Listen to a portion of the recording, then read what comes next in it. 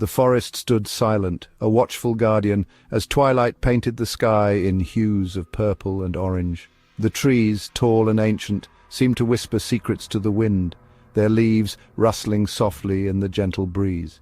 The sky, a canvas of vibrant colors, signaled the end of another day and the beginning of night's embrace. Shadows lengthened and the air grew cooler, wrapping the forest in a serene, almost magical atmosphere. A lone tent, pitched precariously near the edge of a clearing, stood as the only sign of human presence in this vast, untouched wilderness. It was a small, humble shelter against the immensity of nature. Inside, a man named David lay fast asleep, oblivious to the chilling events that were about to unfold. He had come here seeking solace, a refuge from the chaos of city life. David had always found solace in nature's embrace. The city, with its cacophony of noise and blinding lights, had always felt suffocating. Here, surrounded by towering trees and the symphony of crickets, he found a peace he had never known.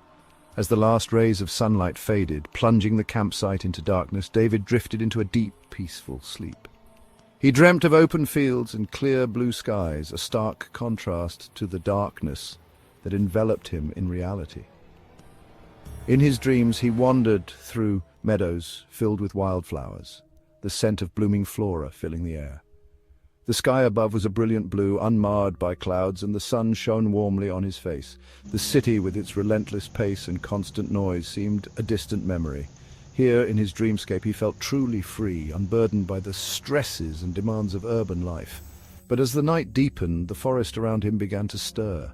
The once comforting sounds of nature took on an eerie tone, and the shadows seemed to move with a life of their own. David, still lost in his dreams, was unaware of the subtle changes. He continued to wander through his idyllic landscapes, blissfully ignorant of the encroaching darkness. As the night wore on, the forest's true nature began to reveal itself. The tranquility of twilight gave way to the mysteries of the night, and the line between dream and reality started to blur. David's peaceful slumber was a fragile thing, teetering on the edge of a deeper, more unsettling awareness. The forest, with all its beauty and danger, held him in its embrace, waiting for the moment he would awaken. He dreamt of open fields and clear blue skies, a stark contrast to the darkness that enveloped him in reality. In his dreams he was free, but the forest had other plans. The night was alive with possibilities, and as David slept, the forest watched, waiting for the moment when dreams would give way to reality. Disoriented, David lay still, his mind struggling to piece together the fragments of his dreams and the reality around him. The thin fabric of the tent felt like a fragile barrier between him and the unknown, his heart pounding in his chest, each beat echoing in his ears like a drum. He could feel the adrenaline coursing through his veins, heightening his senses. The sounds of the forest, once a comforting lullaby, now seemed to press in on him, filled with unseen threats. The rustling leaves and distant animal calls created a symphony of unease. He strained his ears, trying to identify the source of his unease. Every creak and whisper seemed amplified, as if the forest itself was alive and watching him. A low murmur, barely audible above the rustling leaves, sent shivers down his spine. It was a sound that didn't belong, a human voice where there should be none. It seemed to be coming from just outside his tent. The fabric walls felt thinner than ever, offering no real protection from whatever was out there. He held his breath, listening intently. The silence between the whispers was almost more terrifying than the whispers themselves. The murmur grew louder, resolving itself into distinct whispers. Words began to form, though their meaning was still elusive, shrouded in the darkness. Fear, cold and sharp, pierced through the haze of sleep. It was a primal fear, one that spoke to the deepest parts of his being. Someone or something was just outside his tent, speaking in hushed, excited tones. The shadows danced on the tent walls, creating grotesque shapes that fueled his terror. He couldn't make out the words, but the malice in their tone was unmistakable. It was as if the whispers were meant for him, a sinister message carried on the wind. Paralyzed with terror, David lay frozen in his sleeping bag. His body refused to move, every muscle locked in place by the overwhelming fear. His mind raced, trying to rationalize the situation. He thought of all the possible explanations, each one more implausible than the last. Perhaps it was just other campers, their voices distorted by the wind and the darkness. Maybe they were playing a prank, unaware of the fear they were causing. But deep down, a primal instinct screamed at him that something was terribly wrong. This was no ordinary night in the woods. Something malevolent was out there, and it had found him. Mustering his courage, David decided to peek outside. He slowly unzipped his tent flap, his hand trembling. The whispers ceased abruptly, replaced by an unnerving silence. Holding his breath, David peered through the narrow opening. What he saw sent a jolt of pure terror surging through him, stopping his heart for a beat. Pressed against the thin nylon of his tent were several faces, their features contorted into grotesque grins. Their eyes, wide and gleaming with an unnatural light, stared directly at him. David recoiled in horror, scrambling back into the safety of his tent. The faces, inhuman and nightmarish, were seared into his mind. He fumbled for his flashlight, his fingers clumsy with fear. The whispers resumed, closer now, filled with a chilling amusement. Panic seized David. He couldn't stay here, not with those things surrounding his tent. He had to get out, had to run. Scrambling out of his sleeping bag, he threw on his shoes and jacket, his movements fueled by pure adrenaline. Zipping up his tent with a desperate yank, he stumbled out into the darkness. The whispers reached a fever pitch, morphing into guttural snarls that seemed to echo through the entire forest. He didn't dare look back, didn't dare confirm the nightmare that pursued him. He crashed through the undergrowth, branches whipping at his face, his lungs burning with exertion. The forest floor seemed to shift and sway beneath his feet, the darkness alive with unseen threats. But he didn't slow down, couldn't slow down. The faces, the eyes, the whispers, they were all the motivation he needed.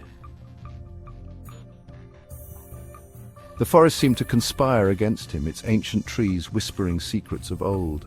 The trees closing in, their branches reaching out like skeletal fingers trying to snatch him back. Each step he took felt like a battle against the very essence of the forest. The path, barely visible in the moonlight filtering through the canopy, twisted and turned, leading him deeper and deeper into the heart of the unknown. The shadows seemed to dance around him, playing tricks on his mind, making him question every turn. His foot caught on a gnarled root, sending him sprawling to the ground. The impact knocked the wind out of him, and for a moment he lay there, gasping for breath, feeling the weight of the forest pressing down on him. Pain shot through his ankle, but he couldn't stop, not now. He knew that pausing for even a moment could mean the difference between life and death. He scrambled to his feet, ignoring the throbbing pain, and plunged onward, driven by the echoes of his own terror. The forest seemed alive, every rustle and creak amplifying his fear, pushing him to run faster. The whispers were fainter now, but still audible, a constant reminder of the horrors he was fleeing. They seemed to come from all directions, making it impossible to pinpoint their source. Adding to his growing sense of dread, he pushed himself to his limit, his clothes torn, his body battered, his mind teetering on the edge of madness. Every muscle in his body screamed for rest, but he knew he couldn't afford to stop. He had to escape the forest, had to reach civilization, had to convince himself that what he had seen wasn't real. The lights in the distance were his only hope, a beacon guiding him out of the forest's grip and back to safety. Through the dense foliage, a faint light flickered in the distance. Hope, fragile and flickering like a candle in the wind, ignited within him. With renewed determination, he stumbled towards the light, praying it wasn't just another figment of his exhausted mind. As he drew closer, the light grew stronger, illuminating a small log cabin nestled amongst the trees. Smoke curled lazily from its chimney, painting a picture of warmth and security that drew him in like a beacon in the night. He stumbled into the clearing, collapsing onto the porch steps, his body racked with exhaustion and terror. The whispers were gone, replaced by the comforting crackle of a fire burning within the cabin. For the first time since the nightmare began, David felt a glimmer of hope. Mustering the last of his strength, David pounded on the cabin door, the sound echoing through the stillness of the night. Moments later, the door creaked open, revealing an old man with a shock of white hair and kind eyes. He looked at David with a mixture of surprise and concern. "Well now, son, what brings you to my neck of the woods at this hour?" he asked, his voice gruff but welcoming. David, unable to speak, could only point back towards the dark and menacing forest behind him. The old man, sensing the terror that clung to David like a shroud, ushered him inside without another word.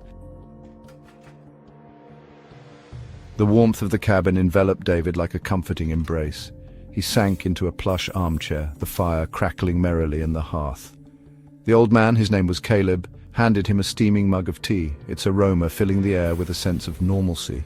As David recounted his terrifying experience, his voice trembling with lingering fear, he noticed Caleb's gaze drifting towards the window. Following his gaze, David's blood ran cold. There, peering in through the window, was one of the faces. Its eyes, gleaming with malevolent amusement, held David's gaze. A silent scream died in his throat. Caleb turned back to David, a strange, knowing smile playing on his lips. "Don't worry, son," he said, his voice calm and reassuring. "They won't hurt you. Not here, not anymore." David stared back at him, his mind reeling. Who were they? What did they want? And why did Caleb seem so unconcerned by their presence? He opened his mouth to speak, but no words came out. The fire crackled, casting dancing shadows on the cabin walls. Outside, the wind howled through the trees, carrying with it the faint echo of whispers, a chilling reminder that the nightmare wasn't over. Not really. David was safe for now, but he was left with the unsettling feeling that he had stumbled upon something ancient, something sinister, something he could never truly escape.